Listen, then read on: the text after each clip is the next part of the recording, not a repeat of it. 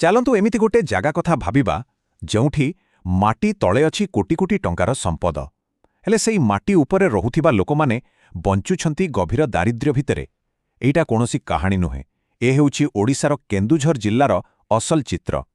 ଆଜି ଆମେ ଏଇ ଆଶ୍ଚର୍ଯ୍ୟ କଲା ଭଳି ବିରୋଧାଭାସର ଗଭୀରକୁ ଯିବା। ଏଇ ପ୍ରଶ୍ନଟା ହିଁ କେନ୍ଦୁଝରର ପୁରା କାହାଣୀର ମୂଳଦୁଆ, ଆଉ ଏମିତି ଏକ ରହସ୍ୟ ଯାହା ଏହି ଜିଲ୍ଲାର କୋଣ ଅନୁକୋଣରେ ଆମକୁ ଦେଖିବାକୁ ମିଳେ। କେନ୍ଦୁଝର ସତ କହିବାକୁ ଗଲେ ଦୁଇଟି ଅଲଗା ଅଲଗା ଦୁନିଆରେ ବଞ୍ଚୁଛି। ଗୋଟିଏ ପଟେ ଅମାପ ପ୍ରାକୃତିକ ସମ୍ପଦ ଆଉ ଅନ୍ୟପଟେ ଗଭୀର ମାନବୀୟ ସଙ୍କଟ। ତେବେ ଚାଲନ୍ତୁ ଏଇ ଦୁଇଟି ଚେହେରାର ପର୍ଦ୍ଦା ଉଠାଇବା। କେନ୍ଦୁଝରର ସମ୍ପୂର୍ଣ୍ଣ କାହାଣୀଟାକୁ ନା ବୋଧେ ଏଇ ଦୁଇଟି ସଂଖ୍ୟାରେ ହିଁ କହିହେବ।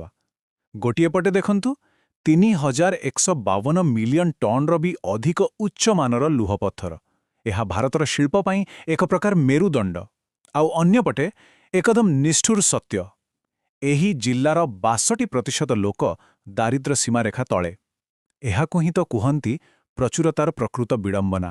କିନ୍ତୁ ପ୍ରଶ୍ନ ହେଉଛି, ଏତେ ବିପୁଳ ସମ୍ପଦ ଆସିଲା କୋଉଠୁ?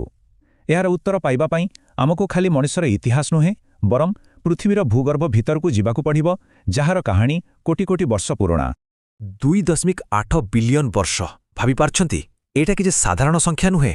ଏ ହେଉଛି କେଉଁଝରର ମାଟି ତଳେ ଥିବା ପଥରର ବୟସ। ଏ ଅଞ୍ଚଳର ପଥର ପୃଥିବୀର ସବୁଠାରୁ ପୁରୁଣା ପଥର ଭିତରୁ ଗୋଟିଏ। ତେଣୁ ଏଗୁଡ଼ିକ ଖାଲି ପଥର ନୁହେଁ, ଏଗୁଡ଼ିକ ହେଉଛି ପୃଥିବୀର ଇତିହାସର ଗୋଟିଏ ଗୋଟିଏ ଜୀବନ୍ତ ପୁସ୍ତକ। ଆଉ ସେଇ ଇତିହାସ ବହିର ସବୁଠୁ ମଜେଦାର ପୃଷ୍ଠାଟା ହେଉଛି ପିଲ୍ଲୋ ଲାଭା। କଳ୍ପନା କରନ୍ତୁ ତ, କୋଟି କୋଟି ବର୍ଷ ପୂର୍ବେ ଏଇ ଜାଗାଟା ଗଭୀର ସମୁଦ୍ର ତଳେ ଥିଲା। ଆଉ ଆଗ୍ନେୟଗିରିରୁ ତରଳ ଲାଭା ବାହାରି ସେଇ ଥଣ୍ଡା ପାଣିରେ ମିଶିବା କ୍ଷଣି ତକିଆ ଭଳି ଗୋଲ ଗୋଲ ପଥରରେ ବଦଳି ଯାଉଥିଲା।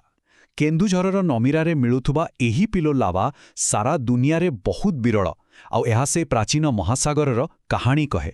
ସେହି ପ୍ରାଚୀନ ଭୂଗର୍ଭ ହିଁ ଆଜି କେନ୍ଦୁଝରକୁ ଦେଇଛି ଏତେ ଅମାପ ସମ୍ପଦ। 3142 ମିଲିୟନ ଟନ୍ ଉଚ୍ଚମାନର ଲୁହପଥର, 127 ମିଲିୟନ ଟନ୍ ମ୍ୟାଙ୍ଗାନିଜ୍ ଆଉ ବହୁମୂଲ୍ୟ ବକ୍ସାଇଟ୍। ଏହି ସମ୍ପଦ ଦେଶର ଇସ୍ପାତ ଶିଳ୍ପକୁ ଚଳାଉଛି, ଅର୍ଥନୀତିକୁ ଗତି ଦେଉଛି। କିନ୍ତୁ ଏହି ସମ୍ପଦର ଅସଲ ମୂଲ୍ୟ କିଏ ଦେଉଛି? ଆମେ ତ ମାଟି ତଳର କାହାଣୀ ଶୁଣିଲେ, ହେଲେ ଏବେ ଚାଲନ୍ତୁ ମାଟି ଉପରର କାହାଣୀ ଶୁଣିବା, କାରଣ ଅସଲ ସତ୍ୟ ସେଇଠି ହିଁ ଲୁଚି ରହିଛି। ଏହି ଚାର୍ଟକୁ ଦେଖନ୍ତୁ। ଜିଲ୍ଲାର ପାଖାପାଖି ଅଧା ଜନସଂଖ୍ୟା ମାନେ 45%ରୁ ଅଧିକ ହେଉଛନ୍ତି ଆଦିବାସୀ ସମ୍ପ୍ରଦାୟର। ଏମାନଙ୍କ ଭିତରେ ଅଛନ୍ତି ଜୁଆଙ୍ଗ ଜନଜାତି, ଯେଉଁମାନେ ନିଜକୁ ମଣିଷର ପୁତ୍ର ବୋଲି କହନ୍ତି। ଏମାନେ ହେଉଛନ୍ତି ଏହି ମାଟିର ପ୍ରକୃତ ସନ୍ତାନ, ଯାହାଙ୍କ ସମ୍ପର୍କ ଏ ମାଟି ସହ ହଜାର ହଜାର ବର୍ଷର। କିନ୍ତୁ ଦୁଃଖର କଥା ହେଉଛି, ସେହି ମାଟିର ମୂଳ ବାସିନ୍ଦାଙ୍କ ସ୍ୱାସ୍ଥ୍ୟର ଅବସ୍ଥା ବହୁତ ଚିନ୍ତାଜନକ। ଏହି ସଂଖ୍ୟାଗୁଡ଼ିକ ନିଜେ ସବୁକିଛି କହୁଛି। ପ୍ରତି 4 ଜଣ ଗର୍ଭବତୀ ମହିଳାଙ୍କ ଭିତରୁ 3 ଜଣ ରକ୍ତହୀନତାର ଶିକାର, ଯାହା ରାଜ୍ୟ ହାରାହାରିଠାରୁ ବହୁତ ବେଶୀ। ଆଉ 36% ଶିଶୁ ଅପପୁଷ୍ଟି କାରଣରୁ ଠିକ୍ ଭାବେ ବଢ଼ିପାରୁନାହାନ୍ତି। ତେବେ ସିଧା କଥା ହେଲା, ଖଣିରୁ ବାହାରୁଥିବା ଏତେ କୋଟି କୋଟି ଟଙ୍କା ଯାଉଛି କୁଆଡ଼େ? ଏଇ ଯେଉଁ ବିଡ଼ମ୍ବନା, ଏହା ଏତେ ସ୍ପଷ୍ଟ ଥିଲା ଯେ ଏହାର ସମାଧାନ ପାଇଁ ଏକ ବହୁତ ବଡ଼ ଆଉ ନୂଆ ପଦକ୍ଷେପ ନିଆଗଲା। ଏମିତି ଏକ ପ୍ରୟାସ ଯାହା କେନ୍ଦୁଝରର କାହାଣୀକୁ ବଦଳାଇ ଦେବା ପାଇଁ ତିଆରି ହୋଇଥିଲା। ଆଉ ଏହି ସମାଧାନର ନାଁ ହେଉଛି DMF ବା ଜିଲ୍ଲା ଖଣିଜ ପ୍ରତିଷ୍ଠାନ। ଏହାର ନିୟମଟା ବହୁତ ସିଧାସଳଖ। ଖଣି କମ୍ପାନୀମାନେ ଯେତିକି ଖଣିଜ ସମ୍ପଦ ବାହାର କରିବେ, ତାର ଏକ ନିର୍ଦ୍ଦିଷ୍ଟ ଅଂଶ ସେମାନେ ଏହି ଟ୍ରଷ୍ଟରେ ଜମା କରିବେ। ଆଉ ସେହି ଟଙ୍କା କେବଳ ଖଣି ଦ୍ୱାରା ପ୍ରଭାବିତ ଲୋକଙ୍କର ଶିକ୍ଷା, ସ୍ୱାସ୍ଥ୍ୟ ଆଉ ବିକାଶ ପାଇଁ ହିଁ ଖର୍ଚ୍ଚ ହେବ। ଆଉ ପରିମାଣଟା କେତେ ଜାଣନ୍ତି? 13,000 କୋଟି ଟଙ୍କାରୁ ବି ଅଧିକ। ହଁ, ଠିକ୍ ଶୁଣିଲେ। ଏହି ବିଶାଳ ପାଣ୍ଠି କେନ୍ଦୁଝର DMFକୁ ଦେଶର ସବୁଠାରୁ ଧନୀ ଟ୍ରଷ୍ଟରେ ପରିଣତ କରିଛି।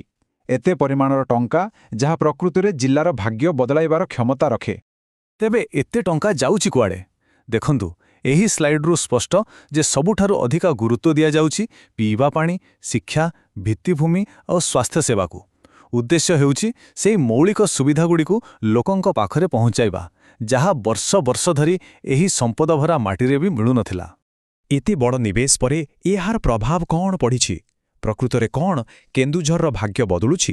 ଚାଲନ୍ତୁ ଏହାର ପ୍ରଗତି ଏବଂ ଏବେ ବି ରହିଥିବା ଆହ୍ୱାନଗୁଡ଼ିକୁ ଟିକେ ଦେଖିବା। ଏଇଟା ହିଁ ତ ସବୁଠୁ ବଡ଼ ପ୍ରଶ୍ନ, ନୁହେଁ କି?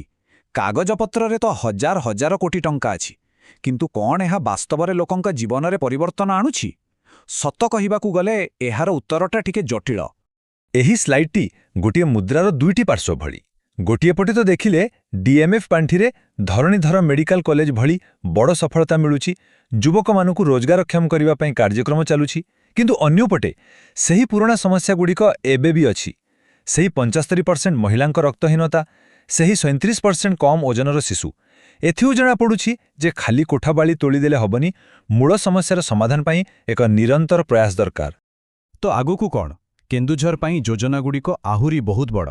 ସୁବର୍ଣ୍ଣ କେନ୍ଦୁଝର ନାମରେ ଏକ ମେଗା ପ୍ଲାନ୍ ପ୍ରସ୍ତୁତ ହୋଇଛି, ଯେମିତିକି ଯୋଡ଼ା ବଡ଼ବିଲକୁ ଇସ୍ପାତ ହବ୍ କରିବା, ପାରାଦୀପକୁ ଆର୍ଟଲିନ୍ ରାସ୍ତା ଆଉ ମା ତାରିଣୀ ମନ୍ଦିରର ପୁନର୍ବିକାଶ ଭଳି ବଡ଼ ବଡ଼ ପ୍ରକଳ୍ପ।